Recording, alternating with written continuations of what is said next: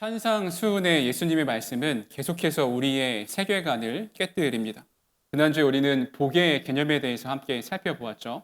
복이 현세적인 물질적인 것을 얻는 것이 복이 아니다라고 하는 것을 이야기를 했습니다. 하나님과의 바른 관계에서 오는 기쁨과 평안이 우리가 얻을 수 있는 복임을 이야기했어요. 많은 사람들이 행복을 쫓아 살아갑니다. 그런데 내가 얻을 수 있는 이 행복이 내 기대에 충족되지 않으니까 불만족스러운 삶을 살아갈 때가 많이 있습니다. 잘못된 것을 추구하기 때문에 그 행복과 주어지는 것에 만족하지 못하고 살아가게 되는 것이죠. 그런데 그리스도인들은 세상이 주는 행복이 아니라 거룩함을 추구하며 살아갑니다. 거룩함은 하나님과의 바른 관계에서만 이루어질 수 있는 것입니다. 거룩하게 사는 것보다 행복하게 사는 게 좋지 않습니까? 거룩하게 사는 것은 고리타분한 것 아닙니까? 이런 마음과 생각이 들 수 있지만 그리스도인은 거룩하게 살아갈 때 가장 큰 기쁨과 행복을 느끼며 살아갈 수 있게 됩니다. 여러분, 한 주간 심령의 가난함을 잘 느끼며 살아가셨나요? 가난함이 복이 되는 삶, 천국을 소유하는 삶을 살았는지 궁금합니다. 한 주간 저도 굉장하게 의식하면서 좀 말씀을 붙잡고 살려고 애썼던 것 같아요. 내 심령이 가난해서 하나님만 바랄 수 있도록 그런 간절한 마음으로 한 주간을 보냈습니다. 그런데 쉽지가 않음을 또한 경험했어요. 그것을 왜 그럴까 고민해 보다가 우리 안에 있는 게 가난이 아니라 결핍이기 때문에 그렇지 않을까라는 생각이 들었습니다. 가난이 아무것도 없는 상태라면 결핍은 여러 개 있는데 그중에 이거 하나 없는 상태라고 이야기할 수 있습니다. 하나님을 향해서 우리 전부 모두가 다 가난한 게 아니라 이것도 있고 저것도 있고 거기 하나님을 향해 가난하려고 하다 보니까 이도 아니고 저도 아닌 삶을 살고 있지는 않은가라는 생각을 하게 됩니다. 우리의 삶이 계속해서 하나님 앞에서 살아가야 하는 존재임을 다시 한번 깨닫게 돼요. 팔복의 두 번째 말씀도 첫 번째 말씀과 같이 우리에게 충격을 주는 말씀입니다. 우리가 생각하는 복과는 다른 개념이기 때문에 그렇습니다. 애통하는 자가 복이 있다라고 말씀하고 있어요. 여러분, 웃음이 좋으신가요? 아니면 눈물이 좋으신가요? 눈물을 좋아하시는 분들도 간혹 있긴 하지만 눈물을 흘리는 삶보다는 웃으면서 사는 삶은 더 좋아할 것입니다. 즐겁고 유쾌한 일을 찾아 나서는 게 보통 많은 사람들의 삶의 모습이죠.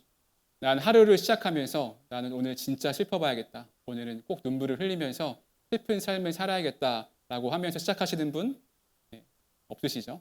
있으시면 제가 깊이 상담을 한번 그런 분은 없습니다. 근데 예수님은 분명하게 우리에게 말씀하십니다. 애통하는 자가 복이 있다.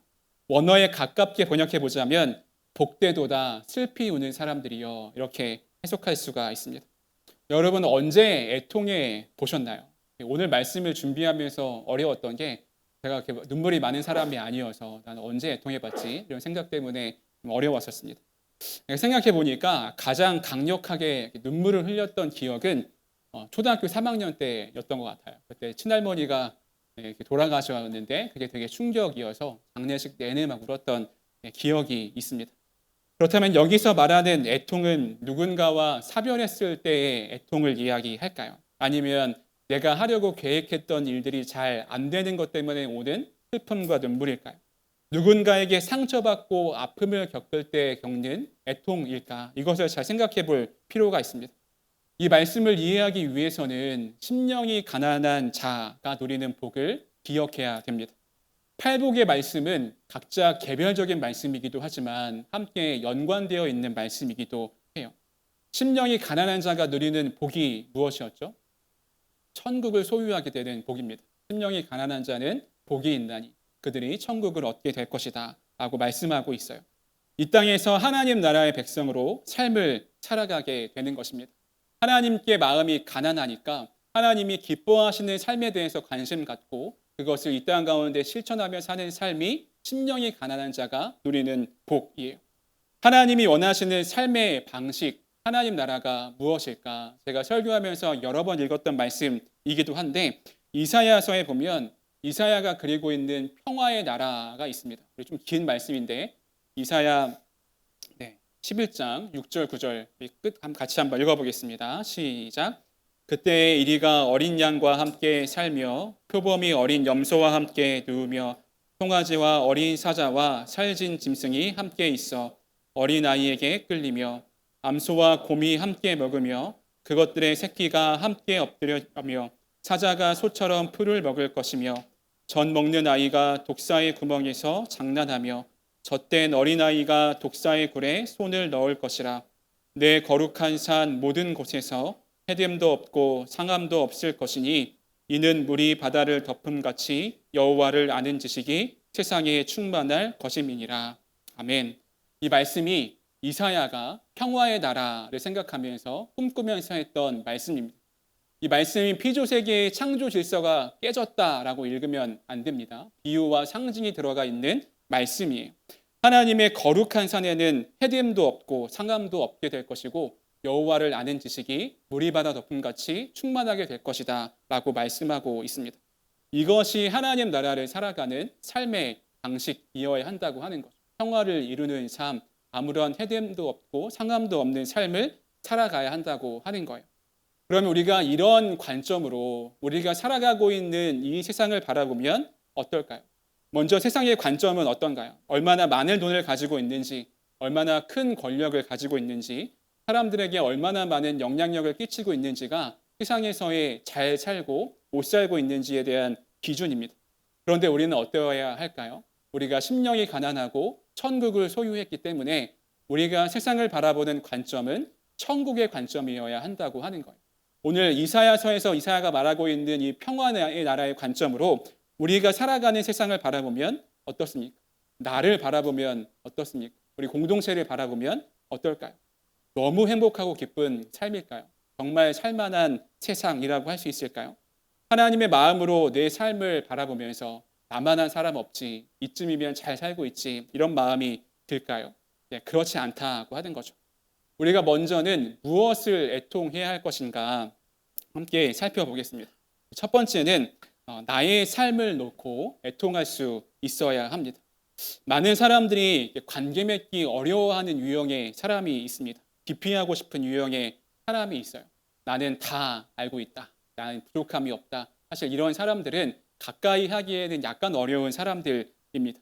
어떤 이야기를 했을 때 다 아는 것처럼 이야기하는 사람들은 약간 가까이 하기에 어려워요.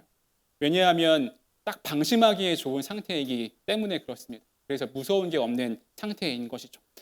다윗이 이스라엘에서 가장 위대한 왕이었지만 그의 삶에 오점이 몇 가지 있었습니다. 다윗은 왕이 되기까지 여러 가지 삶의 어려운 굴곡들이 있었죠. 사울에게 쫓기기도 하고 목숨의 위협도 받았습니다.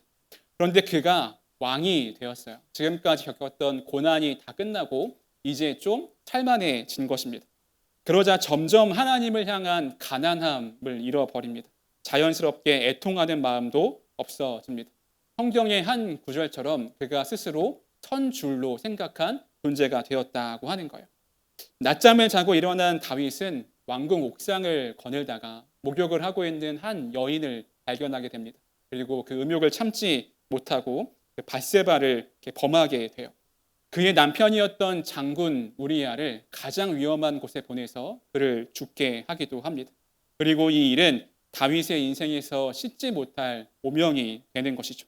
이후에 다윗은 자신의 죄를 깨닫고 시편에서 이렇게 노래합니다. 시편 51편 17절입니다. 하나님께서 구하시는 제사는 상한 심령이라. 하나님이여 상하고 통회하는 마음을 주께서 멸시하지 아니하시리이다.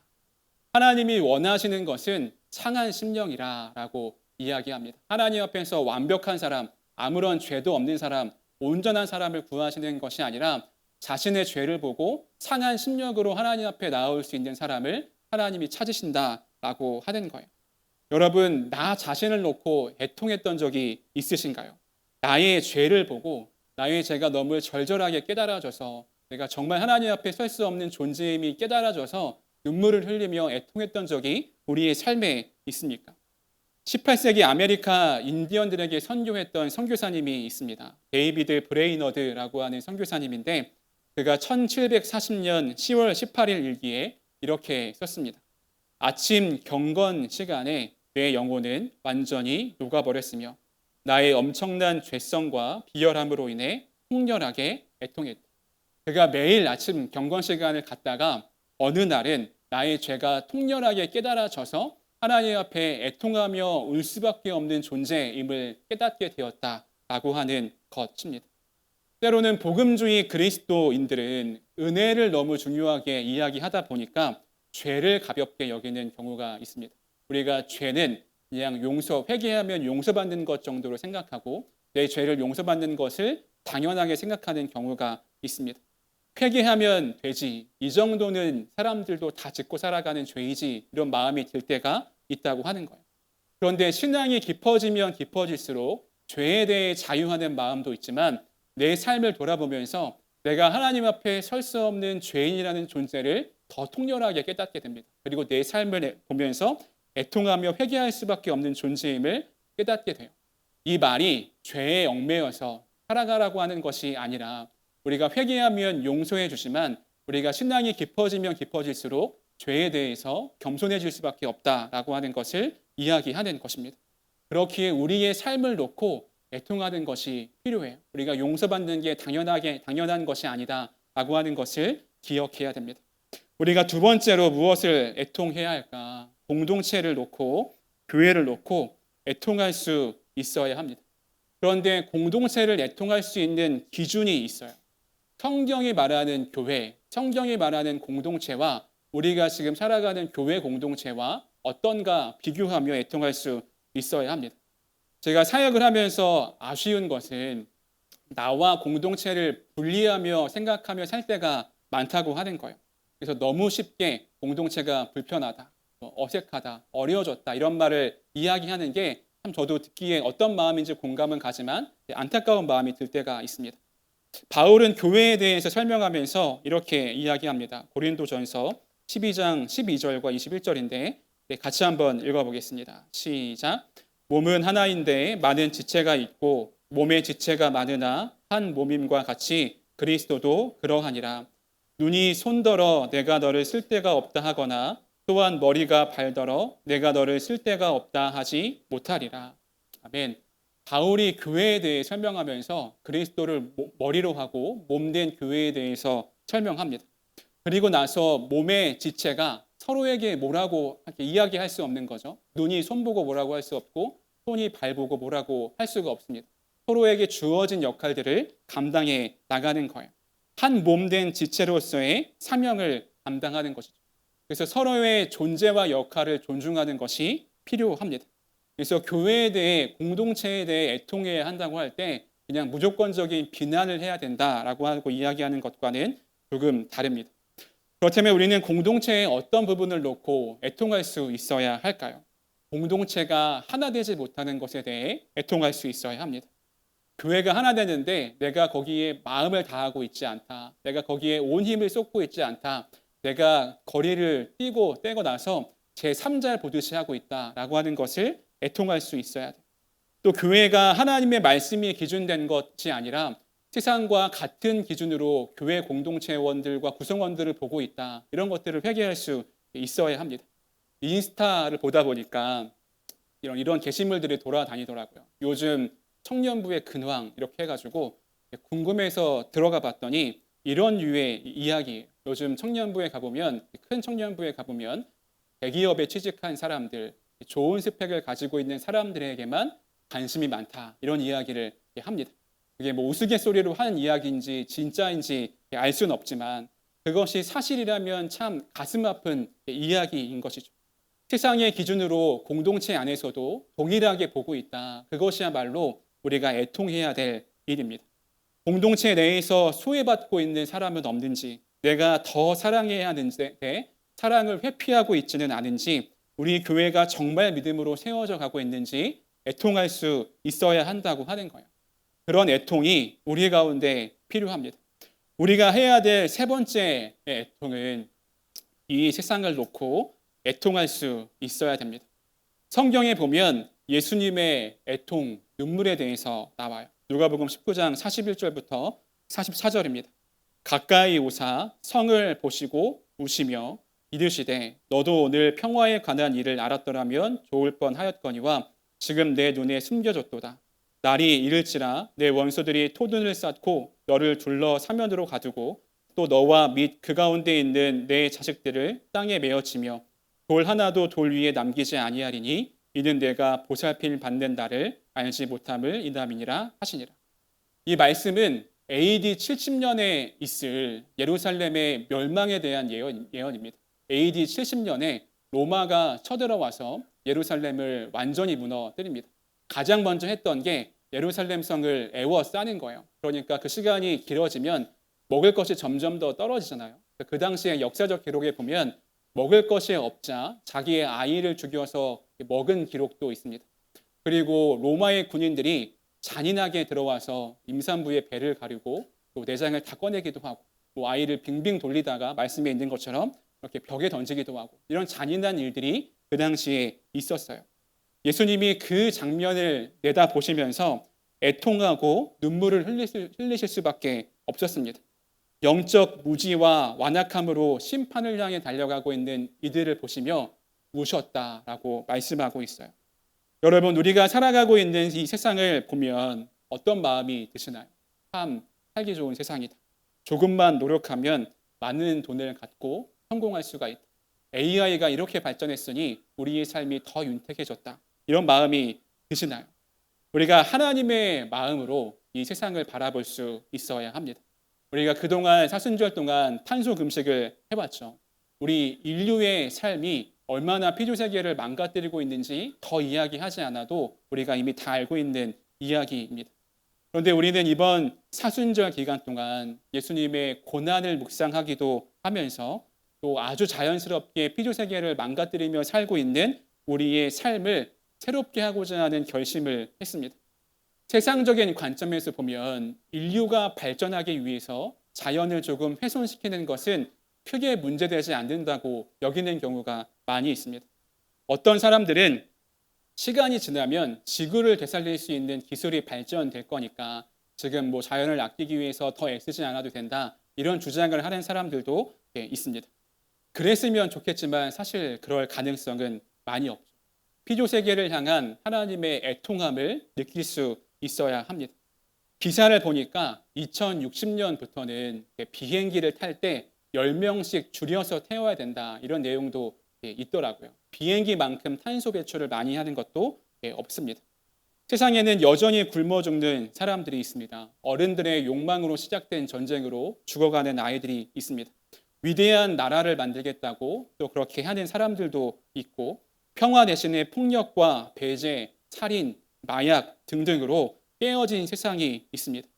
하나님이 이 세상을 보시면 어떤 마음이 드실까요? 나의 삶에 아무런 문제 없다고 평화로운 세상이라고 할 수 있을까요? 우리가 하나님의 마음을 조금이라도 느낀다면 세상을 바라보며 애통할 수밖에 없습니다. 제가 지금 이야기한 것 말고도 우리가 애통해야 할 거리들은 참 많이 있습니다. 근데 중요한 기준이 있어요. 애통할 수 있는 중요한 기준. 그것은 성경적이어야 한다고 하는 것입니다. 그리고 한 가지 애통해야 하는 중요한 근본적인 마음이 있습니다. 애통의 이유는 슬픔이 아니라 사랑이어야 한다고 하는 거예요. 안타깝고 불쌍하기 때문에 하는 애통은 1차원적인 애통입니다. 그런데 우리가 그리스도인이라면 사랑을 깨닫고 사랑하기 때문에 애통할 수 있는 마음이 있어야 한다고 하는 것입니다. 하나님이 주시는 마음과 사랑으로 나를 바라보면 애통할 수밖에 없습니다. 하나님의 사랑으로 공동체를 바라보니까 애통할 수밖에 없어요. 하나님의 사랑으로 세상을 바라보니까 애통할 수밖에 없는 것이 그리스도인의 삶입니다. 내가 무엇을 애통하고 있는가, 어떤 마음을 애통하고 있는가가 내가 무엇에 관심을 갖고 살아가고 있는가를 보여줍니다. 예수님은 분명하게 말씀하셨습니다. 애통하는 자가 복이 있다. 왜 그럴까요? 이어지는 말씀에 보면 그들이 위로를 받을 것이기 때문이다 라고 이야기합니다. 누가 주시는 위로인가요? 하나님이 주시는 위로입니다. 이 부분을 유진 피터슨이 쓴 메시지 성경에 보면 더 감동적으로 전달하고 있어요. 5장 4절에 가장 소중한 것을 잃었다고 느끼는 너희는 복이 있다. 그때에야 너희는 가장 소중한 분의 품에 안길 수 있다. 이 위로를 주는 것을 이렇게 해석했어요. 너희는 가장 소중한 분의 품에 안길 수 있다. 이 말씀을 묵상하는데 따뜻한 느낌이 들더라고요. 마음으로 나의 삶을 느껴주고 또 안아주는 것, 품에 거하게 되는 것은 큰 위로가 됩니다. 제가 아침에 일어나면 루틴으로 하는 게 있습니다. 지한이에게 아직도 어린아이에게 하는 것처럼 이렇게 하면 지한이가 막 달려와요. 그리고 이렇게 안기면 이렇게 꽉 안아줍니다. 그리고 자기 전에도 한 번씩 안아주고 잠에 들어요. 지한이를 안으면 지한이도 당연히 평안함을 느끼겠죠. 저도 이렇게 평안함을 느낍니다. 지한이는 자다가도 엄마 아빠의 품을 찾아서 발을 내밀어 보기도 하고 손을 뻗기도 하고 또 엄마 아빠가 있으면 확인하고 더 깊은 잠을 잡니다. 우리가 애통함으로 하나님 품에 안길 수 있다면 그것이야말로 우리가 경험할 수 있는 가장 큰 복이라고 할 수 있을 것입니다. 우리가 잘 알고 있는 시편 131편 2절에서 이렇게 이야기합니다. 실로 내가 내 영혼으로 고요하고 평온하게 하기를 젖된 아이가 그의 어머니 품에 있음 같게 하였나니 내 영혼이 젖된 아이와 같도다. 젖된 아이는 어머니 품에 고요하게 안겨 있으면서 어머니가 나를 굶어 죽이지 않겠다라고 하는 신뢰가 있습니다. 그렇기에 평안함과 안식을 누릴 수 있게 되는 거죠. 그래서 울어도 엄마 품에서 울고 평안이 있어도 엄마 품에서 있는 게 젖된 아이와 같은 상태입니다. 이사야서를 보면 이 위로에 대해서 우리에게 더 명확하게 이야기하는 부분이 있어요. 우리 이사야서 61장 1절 3절인데 우리 같이 한번 읽어보겠습니다. 시작. 주 여호와의 영이 내게 내리셨으니 이는 여호와께서 내게 기름을 부으사 가난한 자에게 아름다운 소식을 전하게 하려 하심이라. 나를 보내사 마음이 상한 자를 고치며 포로된 자에게 자유를 갇힌 자에게 노임을 선포하며 여호와의 은혜의 해와 우리 하나님의 보복의 날을 선포하여 모든 슬픈 자를 위로하되 무릇 시온에서 슬퍼하는 자에게 화관을 주어 그 죄를 대신하며 기쁨의 기름으로 그 슬픔을 대신하며 찬송의 옷으로 그 근심을 대신하고 그들의 의의 나무 곧 여호와께서 심으신 그 영광을 나타낼 자라 일컬음을 받게 하려 하심이라. 아멘. 이 말씀 1절은 굉장히 유명한 말씀이죠. 예수님이 누가복음에서 그 두루마기를 펴셔서 읽었던 내용입니다. 그리고 이어지는 말씀은 그렇게 슬픔에 빠진 자들을 위로하라라고 이야기하면서 그 삶의 반전이 일어나게 되는 것을 보게 됩니다. 슬퍼하는 자에게 화관을 주어 죄를 대신하게 하고 기쁨의 기름으로 슬픔을 대신하고 찬송의 옷으로 그 근심을 대신하는 삶을 허락해 주십니다. 역전이 일어나게 된 것이죠. 하나님의 위로가 있는 곳에 슬픔이 슬픔으로 끝나지 않도록 하시겠다 하는 것이 하나님의 약속입니다. 우리가 오늘을 부활절로 보냅니다. 기쁨의 내용으로 가득해야 할 설교를 애통하자라고 나눴습니다. 산상수훈의 흐름을 쭉 이어서 가고 있는데 이 말씀을 피하지 않고 부활절 본문으로 하지 않고 이 말씀을 하고 있는 이유는 우리가 고난을 지나야 부활이 있기 때문에 그렇습니다.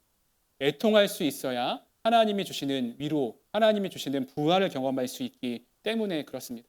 나의 죄에 대한 애통 없이 우리 공동체에 대한 애통 없이 세상에 대한 애통 없이 주어지는 부활은 우리의 그렇게 큰 능력이 될 수 없을 때가 있습니다.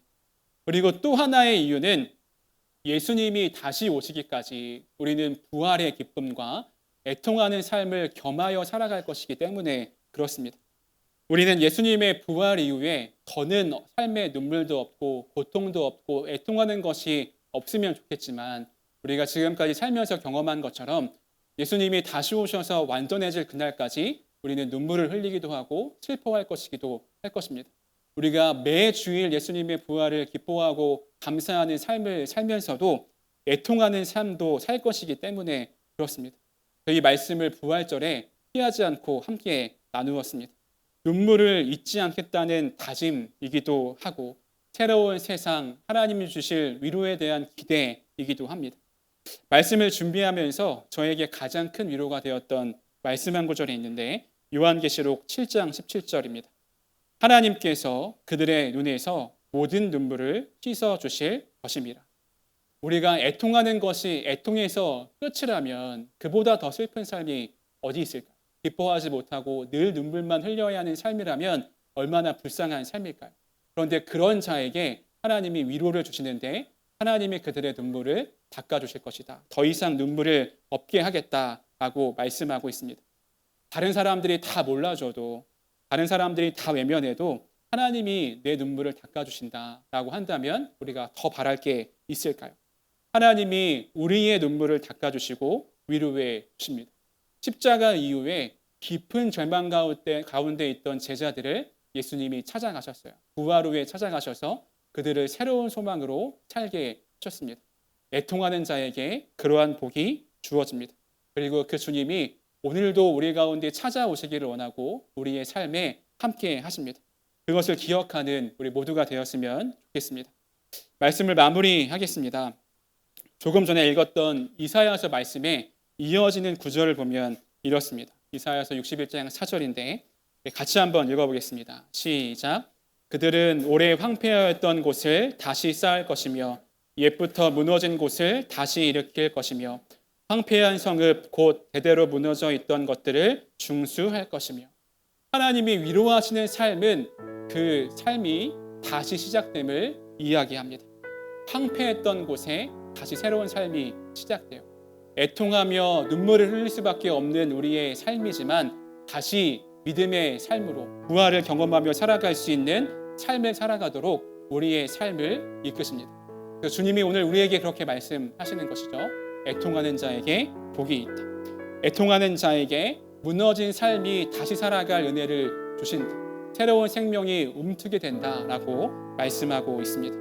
예수님의 부활은 우리로 하여금 새로운 삶을 살라고 하는 초대입니다. 절망과 죽음의 자리에서 새로운 존재로서 지음받고 새로운 믿음과 결단으로 살아가라고 하는 믿음의 초대입니다. 우리가 부활하신 주님께 위로받고 우리가 지금 우리의 삶에 황폐해진 곳이 있다면 영적으로 우리 감정적으로 나의 삶에 황폐한 곳이 있다면 그 부활의 능력으로 다시 새롭게 되는 은혜가 있기를 소망합니다.